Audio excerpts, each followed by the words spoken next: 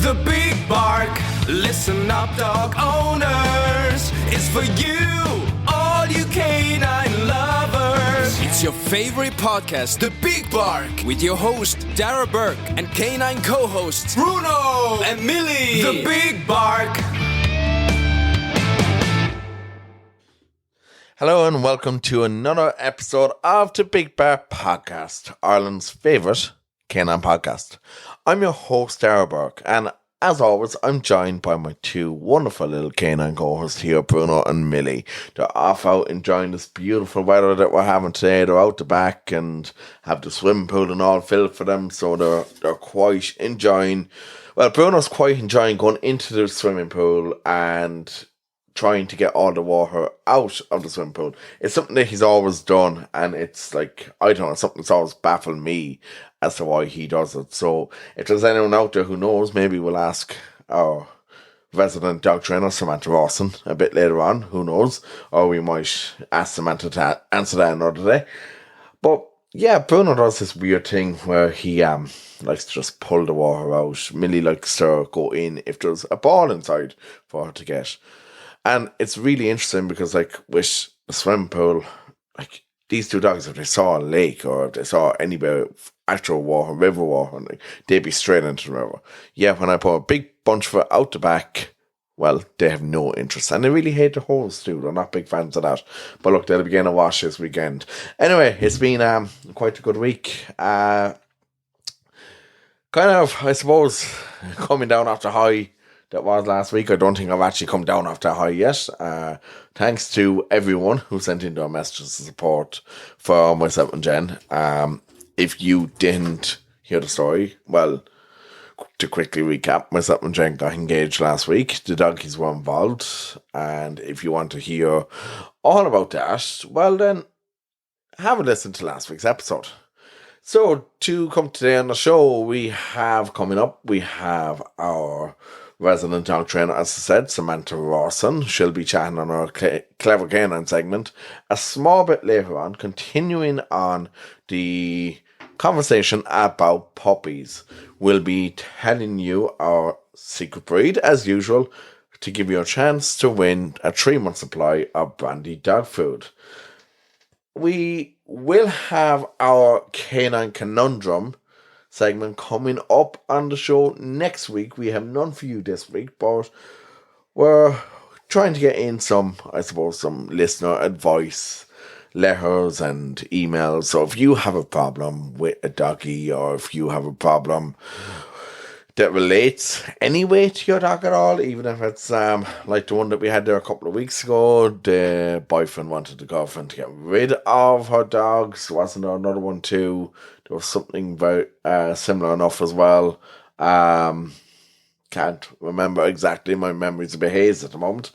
But if you have any issue that relates to dogs at all, make sure it relates to dogs, because, like, look, I'll be honest, we don't cover cat stuff here. We don't cover any other animals. We're a dog show, and something that I suppose I've come under a bit of criticism for lately, because some people actually want us to cover cat stuff as well. But look, we're not going to be doing that, because we are a dog podcast, and that's what we will remain as going forward.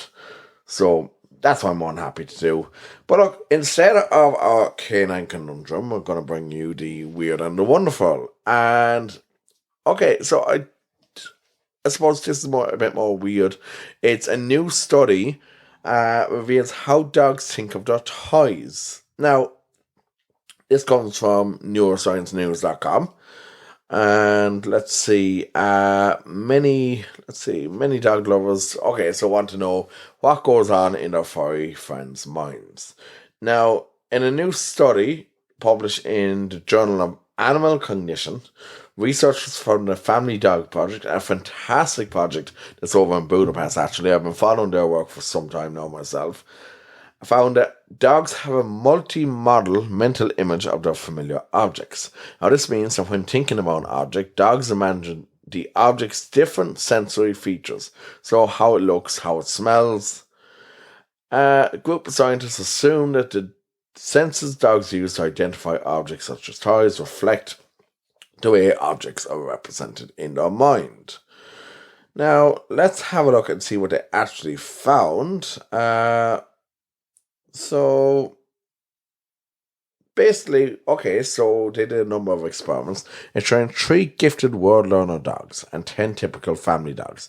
Dogs that don't know the name of toys, for example, to fetch a toy associated with a reward.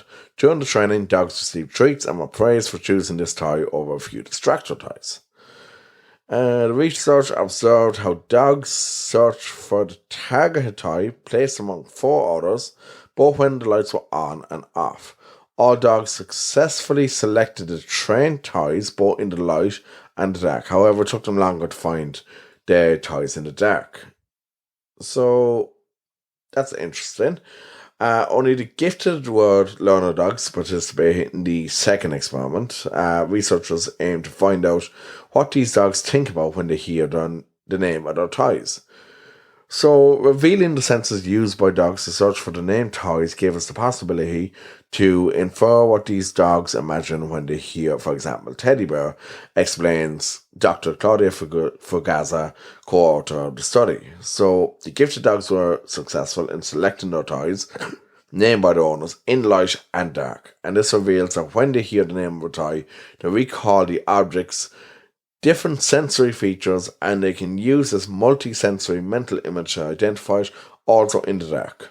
So they're basically using their own senses, like their sense of smell, their eyes, their ears. They primarily their smell, and they sniffed more often and for longer in the dark, and spent 90% more time sniffing when the lights were off, and this is like 20% of the searching time in total. Wow. Okay. So the conclusion is that dog success in finding toys and different senses used while searching in the light and the dark reveals that when dogs play with a toy, even just briefly, they pay attention to its different features and register the information using multiple senses. Now, look, this crowd, Family Dog Project, they are absolutely incredible.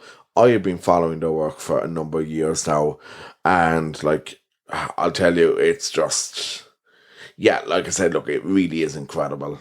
So, I wouldn't really call it weird, but I suppose kind of quirky things from dogs. And let's see, the other news that I want to focus on this week is, and it's a great story, Dogs Trust, who you are probably familiar with, great facility up in Finglas in Dublin. They have installed a swimming pool for the rescue dogs to keep the 211 rescue dogs currently in their care cool ahead of a heatwave forecast this weekend. Now, there is a major heatwave forecast this weekend. Now, look, in Ireland, for any of our international listeners, when we say heatwave, we generally mean we might get 2 to 3 days of sun. Or even warm rain. That's kind of been my experience of it. Given that there is a heatwave, if you have a pool, if you have any way to keep your dog cool at all, there's some great cooling mats in the likes of Pet Mania, in the likes of Pet Stop, in even the likes of Home Savers, for example. You can get these. Lidl did them last year. I think they were doing them early on this year as well. But look, they have all these cooling mats. You can get a pool for your dogs as well. I believe Aldi or Lidl had those recently, and plenty good pet shops have them as well for around 40-50 euro. They're not that expensive. But, look, be sure this week, watch out for the heat. Don't leave your dogs out in the heat too long. Make sure if you're leaving them outside, they have plenty of shade. Do not be an idiot and take your dogs in the car and lock your dogs in the car in the height of the heat with no sort of ventilation or anything. Just don't be an idiot. For us, even if we're left in the car for a while, say, for example, someone else from the car has gone in to do shopping or something, the temperature can rise so fast in a car. And there was actually a vet, I believe, over in the UK last year that did a video on this, and he showed how quickly, being locked in the car with windows closed, how quickly the temperatures can rise in just 10 minutes. So, look, it's something to remember. Just also watch out. We talked about this recently. Watch out for signs of heat stroke.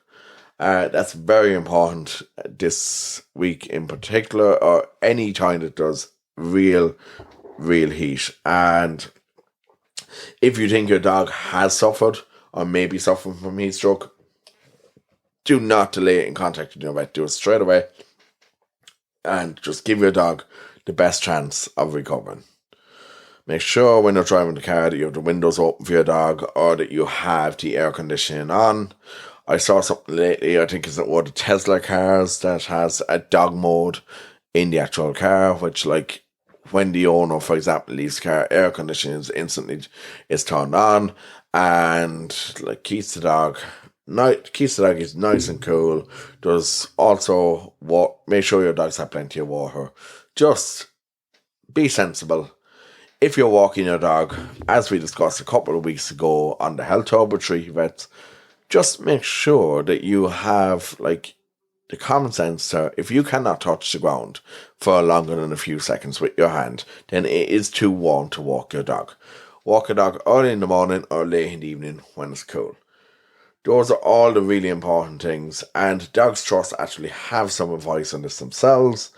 It is on their site, and like look, Tree Vets have as well. Tree Vets will have advice on keeping your dog cool. Any pet shop will also, if they have a blog on it, will also have advice on keeping your pet cool. Dogs Trust is dogstrust.ie/cool to be kind. So definitely be sure that you look at keeping your doggy cool during these warm days ahead. Now, on that note, what we're going to do next is we are going to go over to our Clever Canine section, which is brought to you by the Canine College, and we're going to chat to Samantha Rawson. Clever Canines on the Big Bark is brought to you by the Canine College, run by champion dog trainer Samantha Rawson, a regular contributor to RT Radio and television.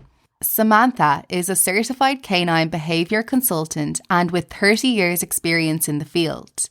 She has the knowledge and understanding to help any dog. Our services include individual dog training from basic to competition standard, assessments and behaviour consultations. The Canine College is set on 5 acres with a secure paddock and an indoor classroom.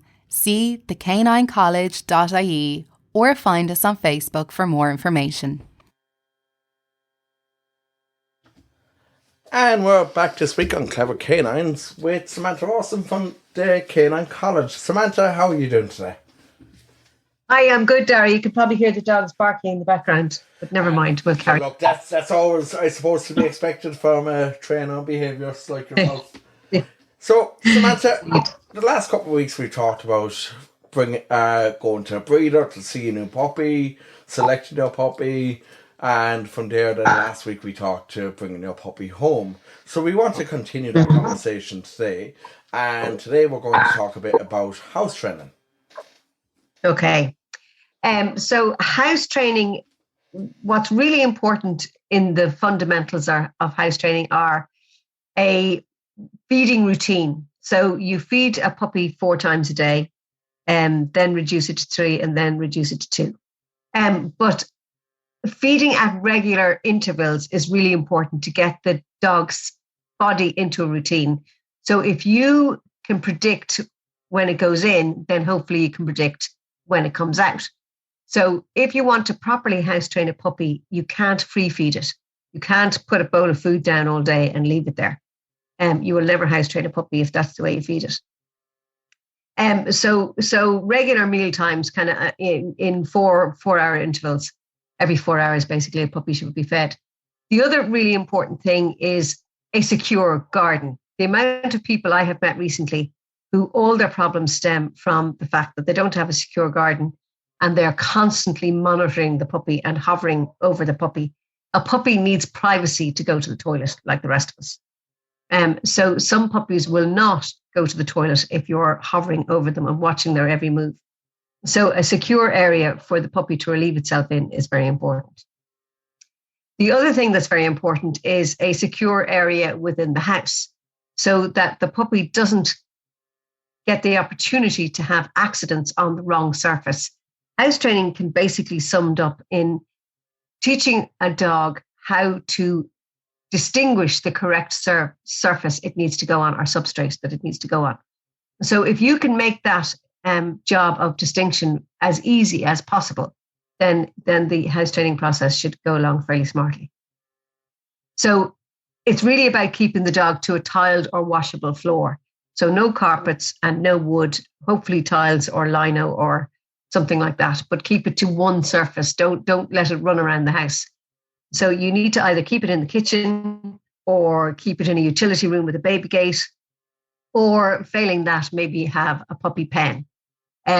I don't like crates for very, very young puppies. I prefer to use puppy pens so the dog doesn't feel claustrophobic or doesn't feel trapped. So if he has been fed, if you feed him outside, hopefully he will do a pee and a poo. Then when you bring him in, that's where he is. So he's in his puppy pen. So basically the puppy goes from puppy pen to out in the garden. So it can only run around in the house for about 20 minutes. Or if you know the puppy has just done a pee and a poo. So most puppies can be clean for about 20 minutes and then you work up from there. So maybe 20 minutes, 30 minutes. But the only way of knowing that information is by keeping a journal.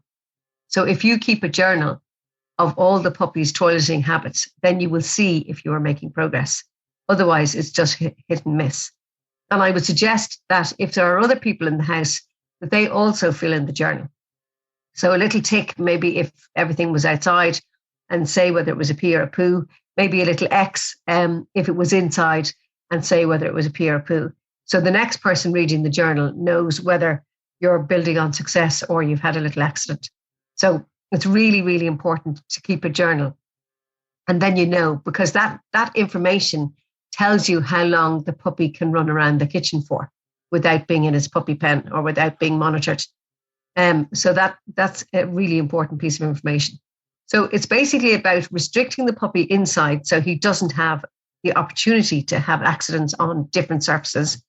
And then it's about immediately bringing your puppy outside the minute he wakes, the minute he gets a fright, always when meeting new people, because puppies are quite nervous of new people and they will do a little whittle, and sometimes the bitches will do a submissive whittle. So it's really important to try and greet people outside. Or if the people are greeting the puppy inside, that the puppy is in its pen. So if it pees, it's pees in the pen. It doesn't pee on your kitchen floor. So it's really about kind of management and setting the situation up that the puppy can't possibly fail. Remember, learning is like a scales, and you want the learning scale to be tipped in the right direction. So the learning scale should be going up and the failure scale should be as low as possible. So it's really, house training is really about managing the situation to give your pup as much success to get to the toilet in the right place. If the pup has an accident in the house, basically that's your fault. So if anybody should be reprimanded, it should be you. I would never, ever reprimand or scold a puppy for house training, because if it has an accident, it's my fault. I will certainly mark an accident by just going, oh dear. And then I'll immediately pick up the puppy and bring it outside. And regardless of whether it's too late, it's always a good puppy when it's outside, even if it's just relieved itself on the floor. Because you don't want outside to be a negative space. Some people will correct a pup and still correct it when they get it outside. House training is your responsibility. The puppy only has a tiny little bladder and cannot hold it for very long. Remember, that's like a little baby puppy and his muscles aren't developed. So he has no control over that bladder muscle. So that's why your kind of regulation and your routine with that puppy will help him to be house trained. House training is a physical issue. It's not an obedience issue. It's not a compliance or a bulldog issue. It's a physical issue, and very young puppies do not have the muscle strength to actually hold it for very long. So as the puppy grows up, say maybe 2 months, he can be clean for about 20 minutes, half an hour, as I say. By the time you get to 4 months, he should be able to be clean for about 2 hours. And then by 6 months, he should be able to be clean for about 4 hours. So, by 6 months, the dog really should be well on the way to being house trained. But even if it isn't, it's still a puppy, and it's a developmental process more than an obedience or training process. Very good, Samantha. And okay, we have a question in here. My dog continues to pee in the living room, even though he is in his usual area, the kitchen, most of the day, and he's left outside quite a lot. He's 8 months old. Have you any tips? Okay, so if he's 8 months old and he's still peeing in the house, I would suggest that he's not house trained. And I certainly wouldn't bring a dog into any kind of living room area where there's carpet or other surfaces until he is house trained. So I would suggest that you start keeping a journal and have a look at that, because the first question you need to be able to answer is, how long can my dog be clean for? You have to be able to answer that question to know where your starting point is. But because he's now 8 months old and maybe he's learning to pee in the sitting room, I would just get him out of there altogether and bring him back to the kitchen. And he wouldn't be allowed in the living room until he could be clean for at least maybe 2 hours. So you've got to know how long he can be clean for, because that's how long he could be allowed in the living room, if he's going to be allowed in the living room. But I think I would suggest that he's not house trained. Failing that, he might have a kidney or a urinary tract infection or something. So, if you're convinced he is house trained, I don't think he is by the sounds of things, but if you're convinced he is, then I would consider that there might be a medical issue there. Very good, Samantha. And any other last tips for us before we leave you today? Okay, well, the next chat I want to talk about is about the lead. And it's really important how you introduce the lead. So for the moment, maybe, I would suggest maybe just putting a lead on the dog, on the collar, and just letting him trail it around for the moment. But I'll never leave a puppy unsupervised with the lead hanging out of him, because he could get caught in something. But maybe we'll go into lead training a little bit more the next time. Ideal. Perfect. And we'll do that, Samantha. And thanks again for joining us on our show today. Clever Canines on the Big Bark is brought to you by the Canine College, run by champion dog trainer Samantha Rawson, a regular contributor to RTÉ radio and television. Samantha is a certified canine behaviour consultant, and with 30 years experience in the field, she has the knowledge and understanding to help any dog. Our services include individual dog training from basic to competition standards, assessments and behaviour consultations. The Canine College is set on 5 acres with a secure paddock and an indoor classroom. See thecaninecollege.ie or find us on Facebook for more information. And a big thanks to Samantha again for joining us on Clever Canines, brought to you by the Canine College. So, always great to have Samantha. And next week, Samantha will be back to chat to us about lead training your puppy. So we very much look forward to that next week. And, okay, well, we're going to keep the show short enough today. We don't have our usual health hub today, but the health hub will be back next week, so we do have a much shorter show today, and we'll get back on track for next week. We'll have Ashley back to us next week from Treaty Vets to chat to us about canine cough and kennel cough and the different types of cough that a doggy can pick up, and we're very much looking forward to that. So, last thing I'm supposed to do on the show today is chat a small bit more about, as per usual, our competition with Brandy Dog Foods. So, as you know by now, we are giving you a chance to win 3 months supply of Brandy Dog Food in association with Brandy Dog Foods' 50th birthday this year. And to do that, you need to go to brandydogfoods.com. You need to scroll down and you'll see the competition link, the Big Bear competition link. You'll be asked for the secret breed to enter the secret breed. So the secret breed is Bernese Mountain Dog.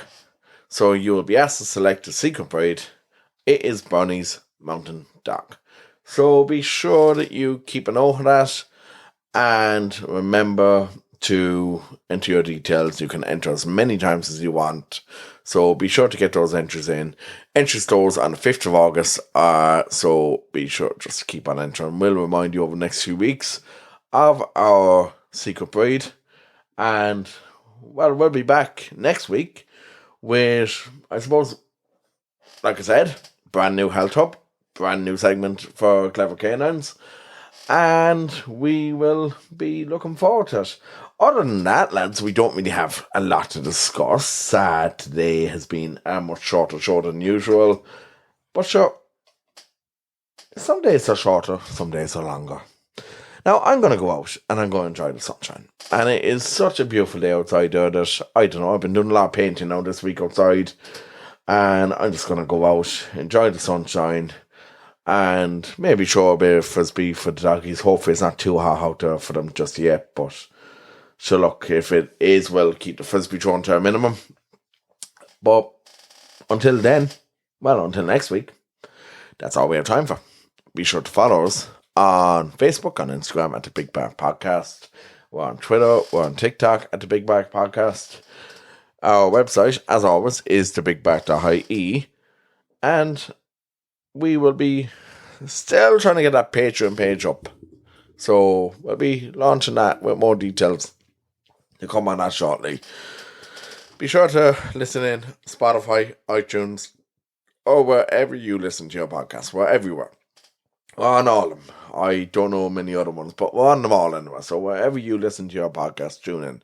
Also, if you listen to the podcast regularly, be sure to leave us a review on, or a rating, I believe, on Spotify now. You can do that. You can do that on Apple Podcasts as well. So be sure to tell us on iTunes, Apple Podcasts, Spotify, Podchaser, and anywhere else. Just be sure to tell us what you think of the show. We'd love to hear what you think of the show.